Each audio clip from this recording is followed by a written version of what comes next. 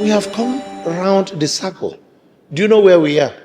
We are at the stage, the same stage that we were under Abacha. We were at the same stage when we were fighting for June 12 mandate. We are still at that point when we were fighting that Obasanjo should not go for third term. We are still at that point where we are saying that Chagoury and MPN must not rig the 1983 election, landslide, moonslide, and airslide like they did.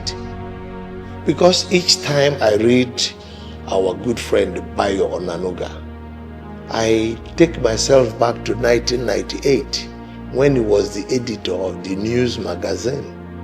And he made a publication where he chided the fact that Gilbert Chagoury family was running Nigeria.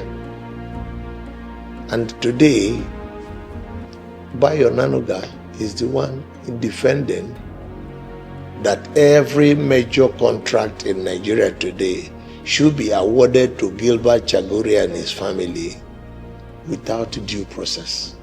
It's unfortunate, it's sad. It has happened many times in our past.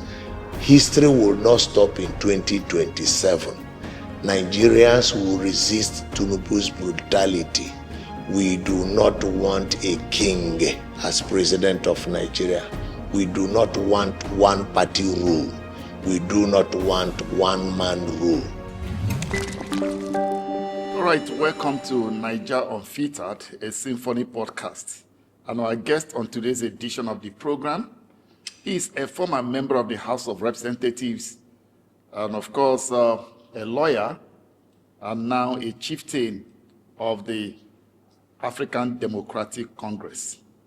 Uche Onyeaguocha is our guest.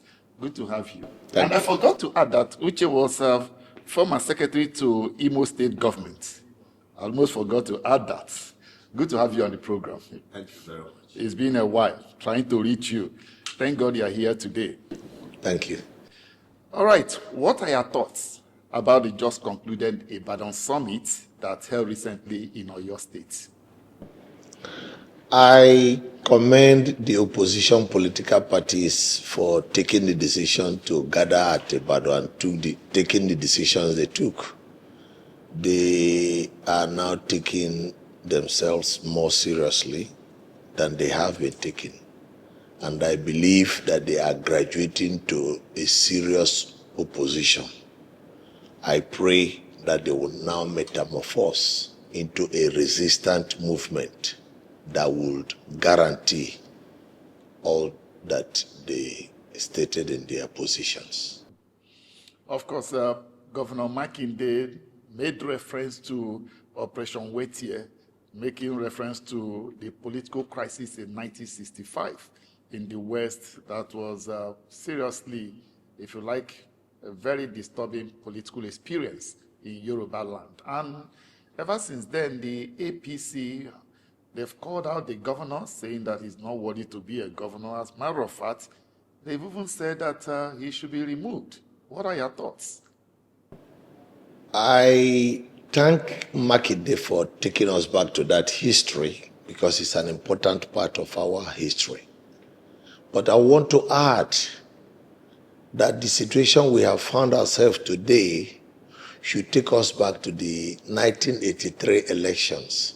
If you may recall, there was an Omar Odiko, there was an Ibrahim Tahir, who at that time said that NPN would not only win landslide, but that they will win moonslide and air slide. Of course, MTN manipulated the politics, rigged themselves into power, got sworn in on October 1st, 1983, and they were sacked by December 31st, 1983. So any dictators will always bully their way in, but they will still be king. All right, let's look at the Ibadan Declaration, where the opposition parties are romancing the idea of fielding a single presidential candidate. And of course, a lot of persons have lauded that initiative. We have Atiku, former vice president, we have Peter Obi, we have Rabiu Kwakwaso, we have Amechi. They are all gunning for the same presidential ticket. Give us a selection process. Of course, we're a chieftain of the party. Who will decide, and what could be the timeline? The timeline has to be within the timeline that is required by law for them to submit their candidates or their candidate. And I believe that reasonably they will meet up, but it has to be by way of consensus. I will not advise that they go by way of direct primary, because that is a landmine which INEC has set. Every party should choose their own way of selecting their candidates, and I don't think INEC is in a position to determine for any party. I will advise that they go by way of consensus so that it will be easy for them to move as a team. Of course, we know that the People's Democratic Party currently has two factions, one led by the FCT minister who has enormous political machinery. If the faction led by Wike fields a separate candidate, will the single presidential candidate strategy still survive? PDP doesn't have two factions. There is the Makinde PDP. The other group is Tinubu PDP. There is no difference between Tinubu and Wike. And there is no power that Wike has that exists that is not power donated by Tinubu. So you have the Tinubu faction of PDP and the authentic faction of PDP, which is Makinde. So Tinubu faction cannot present anybody but themselves. Any other person presented by the Tinubu faction is a Tinubu stooge. It's simple definition. There's no other way of putting it. But some people argue that Tinubu is not in PDP and has not been seen to be working for the PDP, unlike the FCT minister, who is seen to be everywhere within the PDP. That is just the same way that you can say that Abacha was not in the 5 leprous political parties that adopted him. What's the difference? Tinubu is as much as PDP as he was in a Labour Party through Abure and Apapa. Just like Abacha was in GDM and the other 4 political parties that adopted him. This is just a caricature of the game that was played by Abacha some years ago. Do you think that Governor Seyi Makinde is positioning himself to benefit from the presidential race, given the beautiful speech he made at the Ibadan summit, and of course being the only credible PDP governor now that can bridge the gap between the APC, the PDP, and other splinter opposition parties? He is not the only credible PDP governor. Remember that there is still a governor from Bauchi. Bala Mohammed. But he seems to be more vocal than Bala Mohammed. Bala still was the chairman of PDP Governors Forum and has not abandoned the position. So Bala and Makinde are working together. So you are saying that Makinde is not positioning himself to be a beneficiary? I will be surprised if he wants to be the presidential candidate. I will be very, very surprised. And I don't think he will be that naive to want to run for the presidential ticket of the opposition political parties. What's been on ground is the call for INEC chairman to resign in the light of all that has happened, allegations of Twitter posting, pulling it down, and all of that. Civil society organizations, the opposition parties have been calling for his resignation. What do you think should happen? Not only should the INEC chairman resign, he ought to have resigned before people started calling for his resignation. He's not worthy. He's a disgrace to the independence of INEC. He's a disgrace to the legal profession. But I am saying that in addition to the INEC chairman resigning, that the present Electoral Act, which has just been amended, must be further amended to make it a proper electoral law that should guide the 2027 election. Why do you say so? Oh, it's filled, rippled with landmines. And there is no reason why it should be accepted.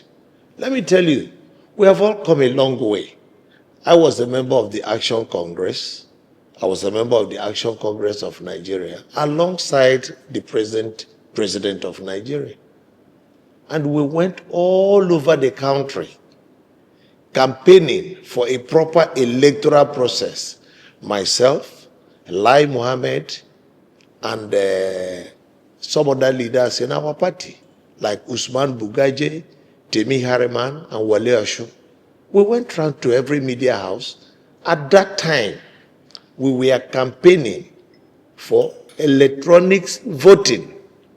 So imagine that the people who campaigned for electronic voting by 2007, 2011 have now arrived at 2026 and they can't even get electronic transfer of votes.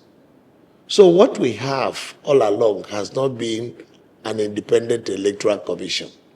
What we have had have been electoral laws that have not been in the interest of the Nigerian people, the Nigerian voters, and the Nigerian masses. Every resistance must be put to ensure that the 2027 election is not conducted with the present electoral law that has just been amended. Because you saw all the areas, sections that Ibini, the former INEC commissioner, Mike Igini, has shown that are deliberate landmines put in the election to enable the government empowered to rig and manipulate that election. So the INEC chairman must be removed. He must resign before the 2027 election is conducted. A proper independent electoral body and the chairman must be put in place. And the Electoral Act, as amended, must be jettisoned for all the landmines that have been planted in it to be removed before the 2027 election can be conducted. Some persons have argued that it is still the president that will still appoint a new INEC chairman. One, this man has to resign first. For the sake of argument, if he does not resign, what happens? There should be resistance. From who? The masses, the opposition political parties. We have come around the circle. Do you know where we are? We are at the stage, the same stage that we were under Abacha. We were at the same stage when we were fighting for June 12 mandate. We are still at that point when we were fighting that Obasanjo should not go for third term. We are still at that point where we are saying that Chagoury and MPN must not rig the 1983 election, landslide, moonslide, and air slide like they did. I am happy that the ADC has gradually now been transformed or is transforming into becoming a proper opposition political party. But that's not sufficient. ADC must transform to a resistant movement because that is the stage we have found ourselves. And if anybody is not prepared to lead ADC as a resistant movement, the person should step aside.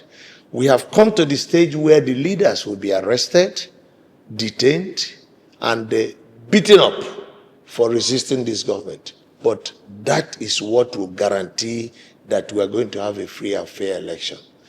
I say this because I believe ADC will win this battle at the end of the day. But even ADC itself must give a guarantee that all these struggles we are waging for electoral reform, that if they find themselves in power, those are going to be the first things they will start correcting. Because we can't go through this circle over and over again. Or else this country will go down the drains totally. Because the country has been on a downward slide for too long. And we cannot continue like this. So even ADC, in waging the struggle, in becoming a resistant movement, in transforming from an opposition political party to a resistant movement, must give the guarantee that the citizens' right to agitate for an independent INEC will be guaranteed if they find themselves in power. That the citizens' right to a free and fair election is one of the basic minimum of how we are going to start. Because there are also people who in ADC who were in a position to have amended the Electoral Act in the past, but who never took any steps. It does not mean that if ADC wins power, we will continue in the same old ways that we have been protesting against. Talking about the Electoral Act, we can only amend the Electoral Act through the National Assembly. Right now, the National Assembly is 85%, 90% members of the ruling APC. If they do not concede to amending the Electoral Act, what do we do? They must concede.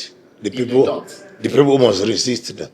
How do we resist them? We saw the last time out that people were at the National Assembly, they were tear gassed, and that was the end of it. What is wrong with people being tear gas? They should resist beyond tear gas. They should resist beyond arrest. They should resist beyond detention. They should resist beyond going to prison. We must be ready to go to prison if we want to win our freedom. We must be ready to be detained if we want to win our freedom. We must be ready to put in handcuffs and chains. We must be ready to be driven into exile. Who among these people did not go into exile? Tinubu ran away into exile. Nuhu Ribad, who is his national security advisor, ran away into exile. So who is saying that we shouldn't be prepared to go? We will go all over the world and campaign against Nigeria to ensure that the proper thing is done. We cannot continue to live in the comfort of our homes and think that the struggle can be won like that. No way. It's going to be about resistance. The same resistance that drove Babangida out of power. The same resistance that drove Ernest Shoneko out of power. The same resistance that stopped Obasanjo from running as president for a third term. It is only by way of resistance. Internally, externally, but we must not allow this to happen. The Tinubu camp monitored the Ibadan Congress. And of course, seeing all the political gladiators gather under one umbrella and speaking the same voice. How afraid do you think the villa is now, and what are your reasons? I do not think that the villa is afraid. And the villa has no reason to be afraid. But you see, what the villa is facing is like a man holds a mirror to your face. And you look into it and you don't like the way your face is on the mirror. Whether you get angry and cut off the hand will not change the face, the look on your face. Or you get angry and smash the mirror, your face remains the same way. So I don't think they are afraid, but the opposition is holding up a mirror to their face and asking them to look into the mirror and confirm that they are satisfied with what they are seeing. Because each time I read our good friend Bayo Onanuga, I take myself back to 1998 when he was the editor of the news magazine. And he made a publication where he chided the fact that Gilbert Chagoury family was running Nigeria. And today, Bayo Onanuga is the one defending that every major contract in Nigeria today should be awarded to Gilbert Chagoury and his family without due process. It's unfortunate. It's sad. Let's look at the major candidates or who have shown interest. Former Vice President Atiku Abubakar. He's a man who has contested the presidential race 5 times, and then, of course, still energetic and still willing to go ahead. Peter Obi showed a strong showing in the last election. Wakwanso has built almost a political empire around himself. Same as Amechi, former governor of Rivers State. Each of these candidates, do you see any of them stepping down for the other in this race? I support Peter Obi. I believe he will be the best candidate for ADC. The impression is being made as if people from the southeast are not supporting Peter Obi. Everybody is already waiting for Peter to be given the ticket so that they can cast their vote. Everybody knows that Peter is in everybody's mind. Any genuine Democrat knows that Peter is the person who should be the candidate. And I challenge anybody who is opposed to Peter. Tell me one politician in the history of Nigeria who has been scrutinized as much as Peter and has not been found wanting. None. I believe that if I am scrutinized as much as Peter, they will find me wanting. There is no politician in Nigeria who you can scrutinize as much as Peter Obi has been scrutinized, and he has not been found wanting in any way. So what is wrong in being a clean guy? The only offense of Peter is that people are saying that he's not rugged, he's not brutal, he's not cunning. And I'm asking, why should he be brutal? Why should he be cunning? Why should he brutalize other people in order to win power? And he says, if I'm coming to serve you, I don't have to give you money. Peter has changed the face of politics in Nigeria. I challenge you to go out there and inquire. Peter's coming into the race has demystified the power of money in Nigerian politics. This is the only election that people are this close to primaries, and they have not sold a leg and an arm to win election. A lot of people are copying Peter's model of, I know they give shishi. He has transformed the political space. How many people have spent so much money? Before now, everybody would have spent a truckload of money. They would have sold a leg and an arm. The only accusation people are giving against Peter is that he has changed political parties. Is there any other one? And I can tell you, every other person is as guilty on that same issue. Let us start with Tinubu. He was a member of AD. He moved over to AC, Action Congress. He moved over to ACN, Action Congress of Nigeria. And then he ended up now in APC, All Progressive Congress. Is it not 4 political parties? 4. Alliance for Democracy, Action Congress of Nigeria, and All Progressive Congress. Someone can argue that all these ones are like 5 and 6. Which one is 5 and 6? Is AD the same thing as ACN? Metamorphosed to ACN. No, it's AD. When AC was in existence, AD was still in existence. He was driven out of AD by Obasanjo. So why didn't he stay there and resist? AD existed side by side with AC. I was in AC with him. So if, like Wike was arguing, that Peter couldn't stay in his party and fight, why didn't Tinubu stay in AD and fight? Why did he run to AC? Because he needed to go into a party where he will have more people joining in the fighting squad. Why did he go into ACN? Because he needed to have more people be part of the struggle. Why did he go to APC? Is APC the same as ACN? APC had CPC, people in APGA, people in DPN, and all the rest of them coming together. So when they make all these allegations against Peter, you see they have nothing to say against Peter. Even Peter's case is far better than that of Wike, who said that how can he leave PDP and go to APC, that is cancer. Meanwhile, he's saying that he's the leader of APC, the cancerous party he talked about. So you can't fault Peter. And we are talking about cleaning the stable.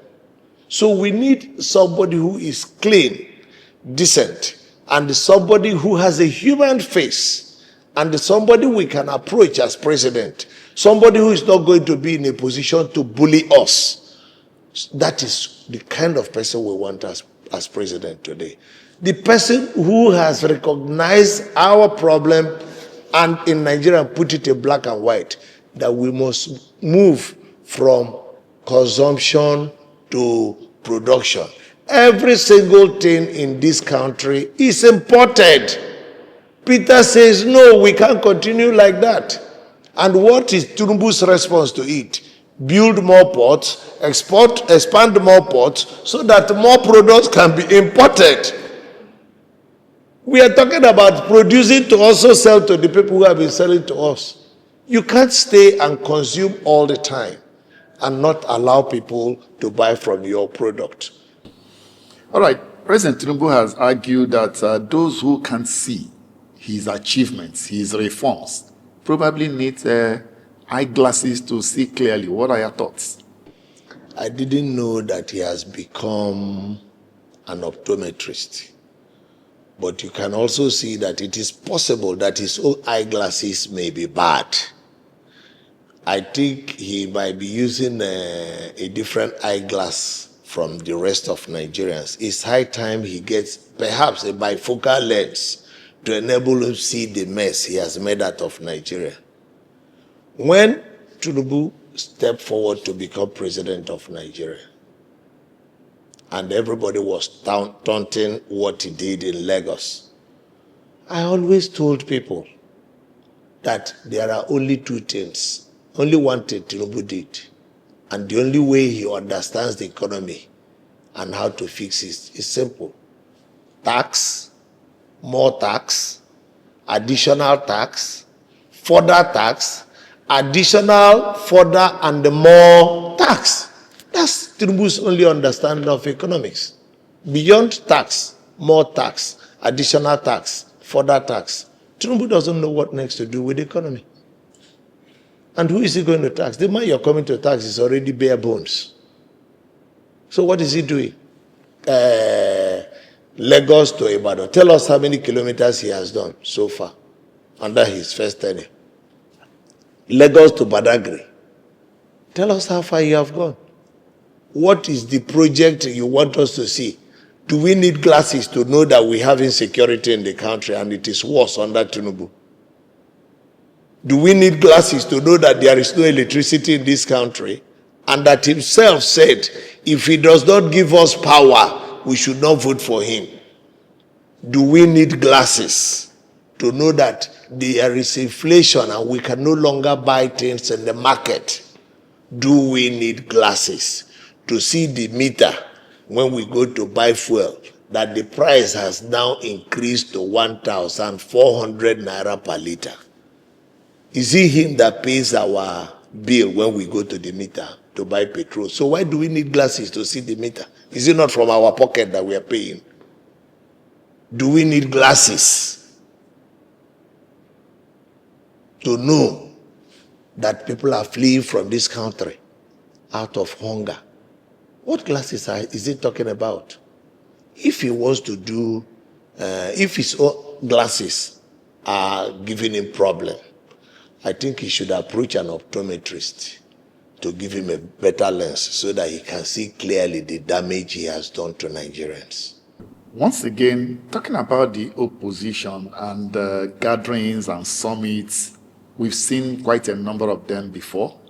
We saw them in 2010, we saw them in 2014, saw them in 2018.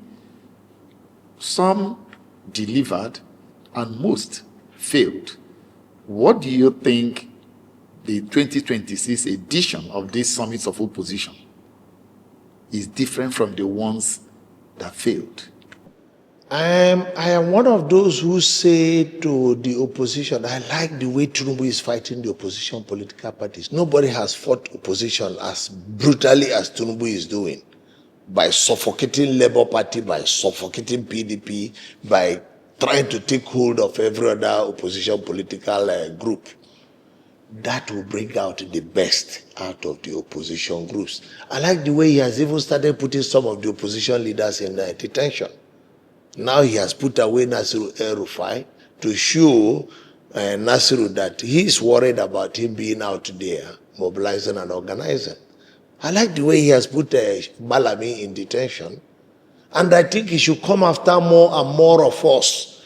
In fact, possibly he should come and also arrest me and arrest the entire leadership of the opposition. Because I believe that from the ashes of the ruins he wants to make out of opposition, people will rise up to resist him. It has happened many times in our past. History will not stop in 2027. Nigerians will resist Tinubu's brutality. We do not want a king as president of Nigeria. We do not want one-party rule. We do not want one-man rule. Even Tinubu should be ashamed that he has gotten this far. I showed you the other day a video where he was speaking when we were in ACN transforming to APC. I was holding the microphone for him. By 1995, he was invited to World Conference on Democracy that held in Washington, D.C. 31 years ago. Fortunately, I was there with him to argue that the world should help us to remove the military dictators that were straddling the affairs of Nigeria. Can Tinubu say that this is what he's doing today by stifling opposition is what we have been fighting for all the period we were in AC, ACN, and APC? And let me tell you, let us put it in black and white. As of today, Abacha is better than Tinubu. Put side by side, Abacha is better than Tinubu, because at least Abacha didn't pretend that he owned the 5 political parties. Abacha didn't try to destroy the judiciary as much as this government is destroying the judiciary. Compared to Abacha, Abacha is better than Tinubu, because Tinubu is pretending that he's a Democrat.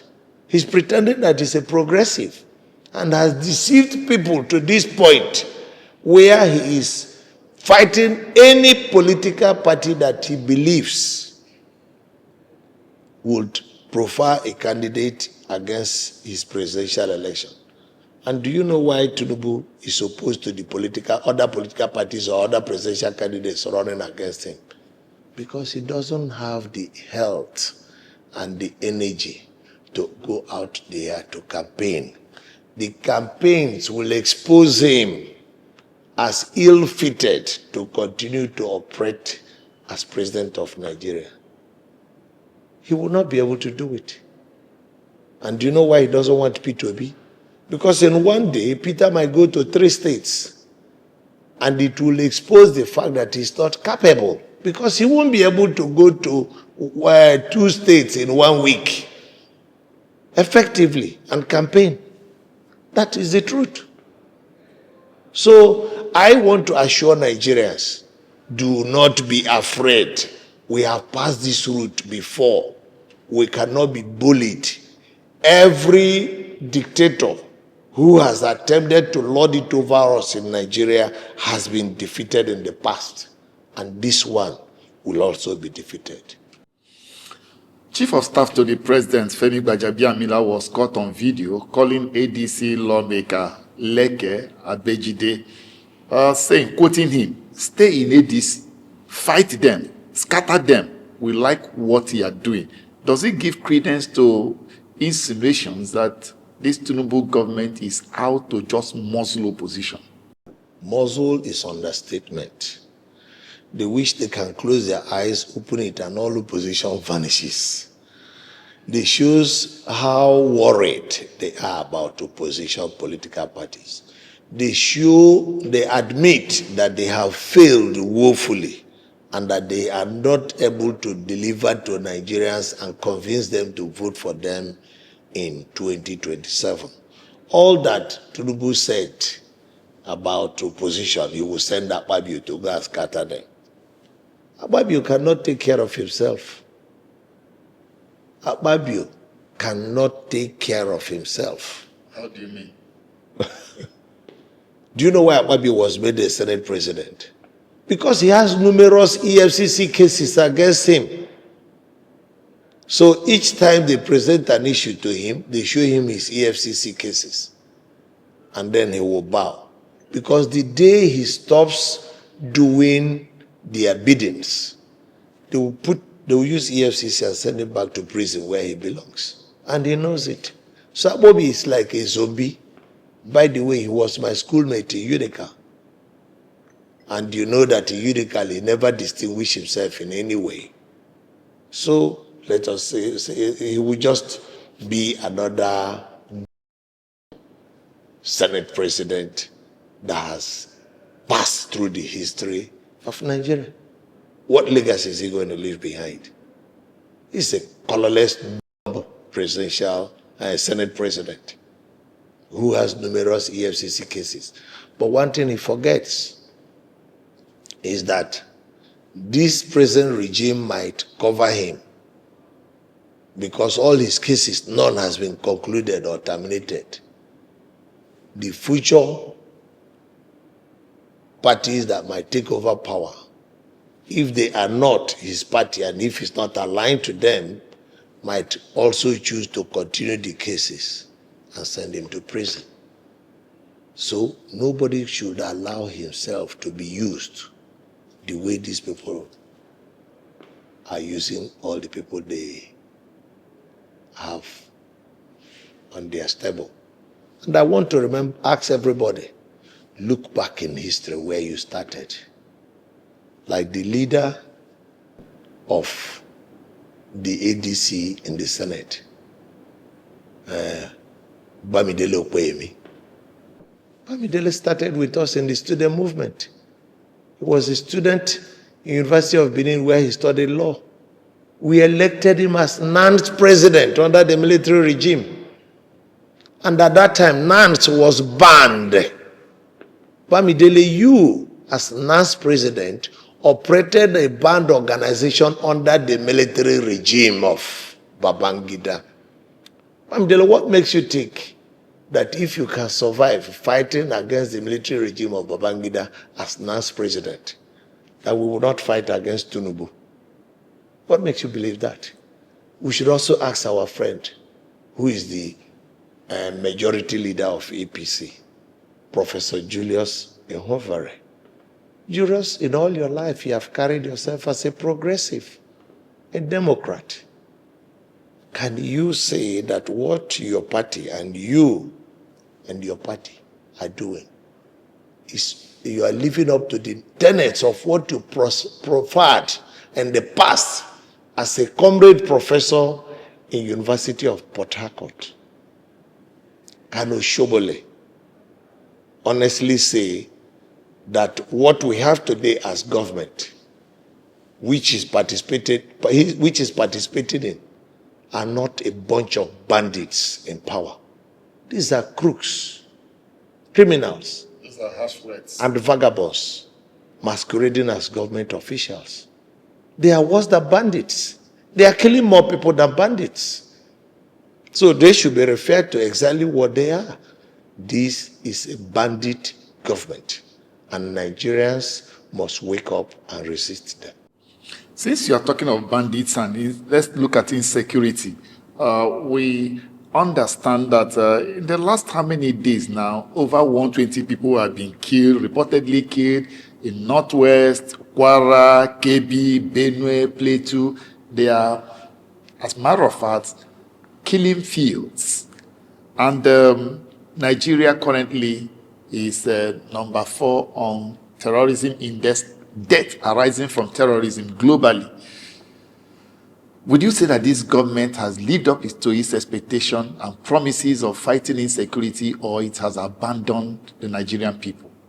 Let's go back to what Tinubu just said a few days ago. He said, Buhari is me and I am Buhari.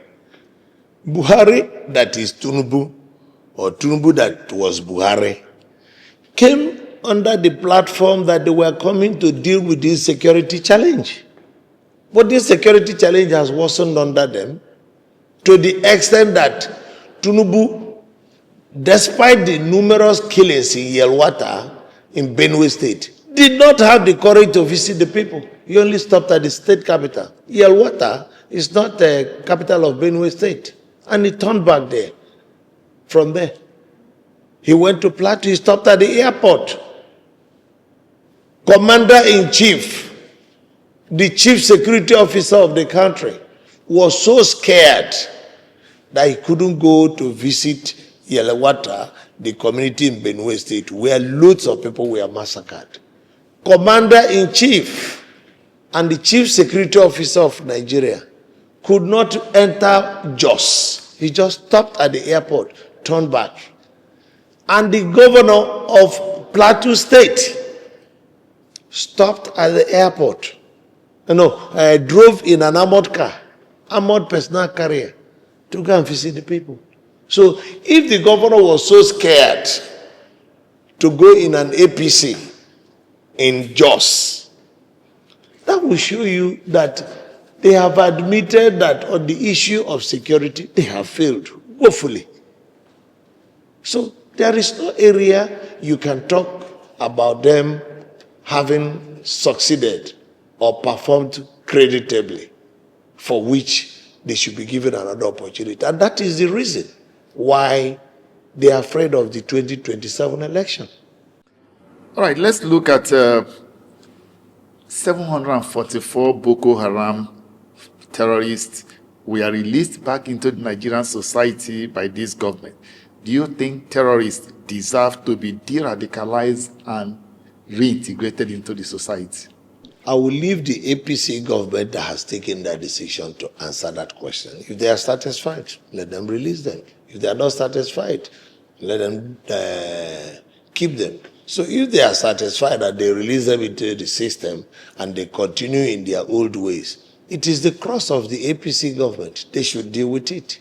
So the issue of whether they have been de-radicalized or not de-radicalized is not for us laymen. We are not part of the de-radicalizing process. So let them deal with it. But if you may recall, there are things Nasiru El-Rufai said about bandits in the past, that there are no repented ones. You see, when in 2023, a lot of my friends were celebrating that at least we now have a Muslim ticket, Muslim ticket.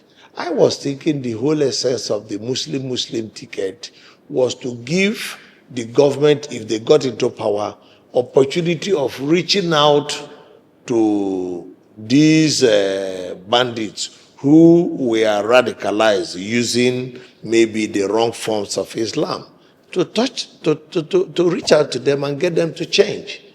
But the way a lot of people were celebrating it, it was like, once you have a Muslim ticket, all the problems of Nigeria is solved. But I thank God today, and I like to ask a lot of those people who voted for the Tinubu government because it was a Muslim ticket. How come Gilbert Chagoury, a Christian, a Catholic, is getting all the contracts? He's getting all the lofty contracts. It's like they have forgotten that Gilbert Chagoury is a Christian. His mother's name is Alice. Look at Lagos Calabar Coastal Highway, Gilbert Chagoury, Christian. Lagos Badagry Sokoto Highway, Gilbert Chagoury, Christian. The Apapa Wharfs and all the things in the wharf, Gilbert Chagoury, Christian. So, did you vote Muslim ticket so that Gilbert Chagoury, the son of Alice Chagoury, a Christian, a Catholic, could get all the jobs? So when people are voting, relying on religion, they should stop deceiving themselves. And this one should be a big eye-opener. Tell me any Muslims who have got 1/100 the amount of contracts that have been given to Gilbert Chagoury, a Christian. So they use all this subterfuge of religion and tribe and ethnicity to deceive people into voting for them. And then once they get into power, they move on. So today, the people are suffering. Today, the people are crying. What do you make of the comments of the Senate President, Godswill Akpabio, on the floor of the Senate, that insecurity will end after 2027 elections? I consider Akpabio as, and I won't take anything he says seriously.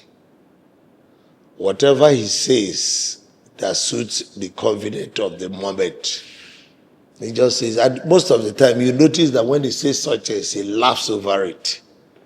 He's just a clown at best as Senate President. And I think nobody should be taking him seriously when he says all this stuff. Lest I forget, we are almost approaching the elections. We are almost like 8 months from the elections. And the call for the INEC chairman has almost died down. In your own assessment, If the man refuses to resign and Tinubu refuses to fire him, what should be the plan B of the opposition? Resist it. Resist it by every means necessary. If Amopitro, the INEC chairman, conducts this election, he would rig it. You will have more crisis. If you conduct 2027 election with this dubious electoral act that has just been amended by this present National Assembly, nothing will come out of it. Nothing good can come out of it. So all the opposition political parties should quickly transform to vibrant opposition political parties and distinguish for themselves those who are pro-Tinubu and those who are really opposition. And those who are pro-Tinubu, like the Tinubu faction of PDP, should go ahead and follow Tinubu. While the other genuine opposition should be prepared to transform into a resistant movement that must resist all these things. We cannot sheepishly walk into the next election. It is a landmine. It is unacceptable. I like it that when ADC could not secure the Eagle Square, could not secure the Dome or the MKO Abiola Stadium, that when they even got an event center and the government attempted to stop the event center, we said, do it on the road, block the road and do it. That is the resistance. And when they got into the event center and the electricity was cut, they should proceed, and they proceeded to do it. You don't need electricity. Nigerians don't have electricity. People were complaining about heat. What is wrong with it? Nigerians are suffocating. So that is how a resistant movement is born. Their leaders should be willing to offer themselves for arrest and detention. Chubu Okadibo joined Buhari in a march where he was tear-gassed and he died in the process. It is one of the sacrifices you make in building a democracy. You don't pick democracy on the road. Democracy must be won by struggle. And those who don't have the courage to lead the struggle can now flee in exile and begin the campaign abroad. There is a lot to be done. Those who will stay here resist it, those who will go outside the country to resist it, and those who will be in different areas resisting it. Opposition political parties must transform to resistant movement. ANC was a resistant movement and a political party to contest election. So ADC should be a resistant movement against this government and an opposition political party to contest election. The people on the streets fighting for you. So the leaders should be fighting for themselves. The workers should be fighting for themselves. And they should reach agreement with all the groups they are expecting their support. Not the leaders. Not the leaders. So that they can show that if they get into power, that things like amending the Electoral Act and putting the kind of laws that are required will be taken for granted. So that they can prove by way of struggle that this is how we are going to do it. So whatever you're going to say, nobody should say things in electoral campaigns for the purpose of winning election and moving on. Like Tinubu has said, if I don't give you electricity, don't vote for me. And he thinks he can wish it away. It is a contract with the people. He signed a contract with the people that if he does not give them electricity, come next election, that they should vote him out. So he has failed on his own side of the contract. So the people must now deliver their own side of the contract by voting him out. And anybody who is saying anything in the contrary is talking nonsense. He signed a contract with the people to guarantee that he will deal with the issue of insecurity. Insecurity has worsened. It is a contract. Whatever you say to people during election campaign is a contract with the whole world. And the people must take it seriously. And that is why they are presently worried. Because the economy is in shambles. Let's wrap up with this. We are calling on Nigerians to come out en masse and vote, even though a lot of Nigerians are measurably disappointed with what happened in 2023. They came out en masse to vote, but unfortunately, their votes did not count. A lot of persons believe their votes, they were robbed and their votes did not count. Why do you think a young Nigerian who feels his vote did not count in 2023 should be out again to vote in 2027? Because the political parties they were supporting were mere reform political parties.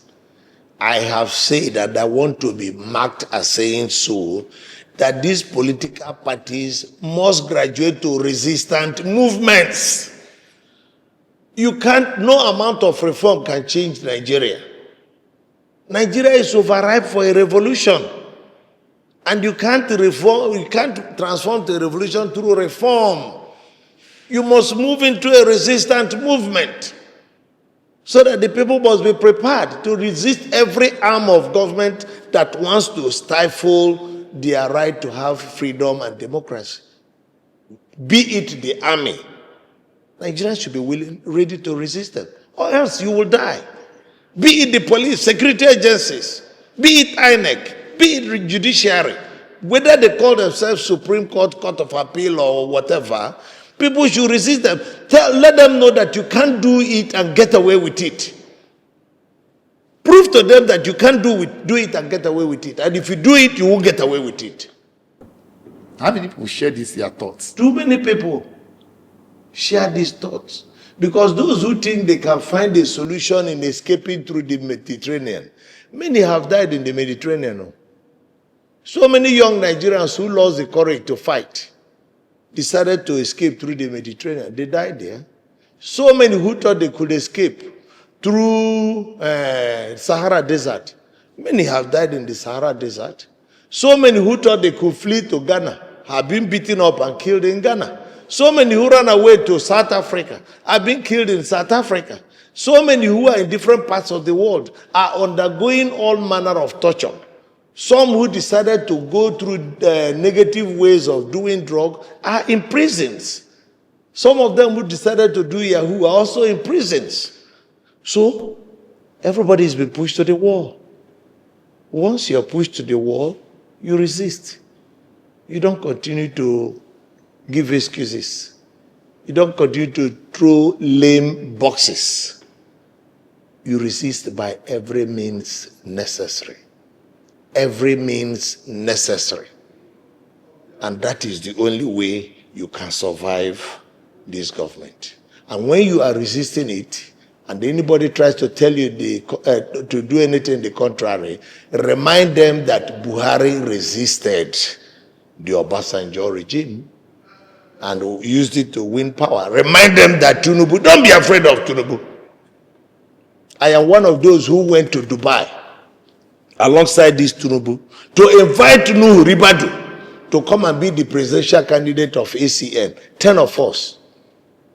Tinubu, Bisi Akonde, Segun Oshoba, Osibanjo, Babafemi Ojodu, Rauf Aregbesola, Kayode Fayemi, my humble self, and Senator Bansadao. 10 of us went to invite Nuhu Ribadu. And when Nuhu Ribadu came to campaign in Owerri, when we were saying that the electoral process must be cleaned up, he came from my house. So you think I will allow myself to be bullied and intimidated by Tinubu? Allow myself to be bullied and intimidated by Nuhu Ribadu? When we fought against the June 12 struggle, did I not work on the same platform with Dele Alake, who is now present Minister for Mines? Did I not bring a book on how we will build our own pirate radio stations to challenge FRCN? Dele Alake, did we not share such information? Did I not leave a copy with you? Did I not get it through people in outside who were involved in resistance movements? We will resist them. They think we have all become lame because we have all grown a little older. They think they are, come and put us in prison if you think you want to stop us. We will resist you and we will win. At all times when dictators have come like this, they have always been defeated. The template that Tinubu is using to run Nigeria today is the Wike template. That is Wike's template with which he got into power for second term as governor of Rivers State, which was the template of using INEC, using the judiciary, using security agencies to muzzle every political party out of the democratic space so that only you will be on the ballot and only you can win the election. That template may have worked for Wike in Rivers State, but Rivers State is not Nigeria. Immediately, Wike got into Tinubu's government. I know the reason why he was invited is so that he can come and sell that template. Tinubu, you have bought a bitter pill. You can't swallow it. You can't force it down the throat of Nigerians. We won't accept it. We will resist you, and we certainly will defeat you, and there will be democracy, multi-party democracy in this country, and you will not be the king of Nigeria. Thank you very much. It's a pleasure having you on Naija and Unfiltered. Thanks.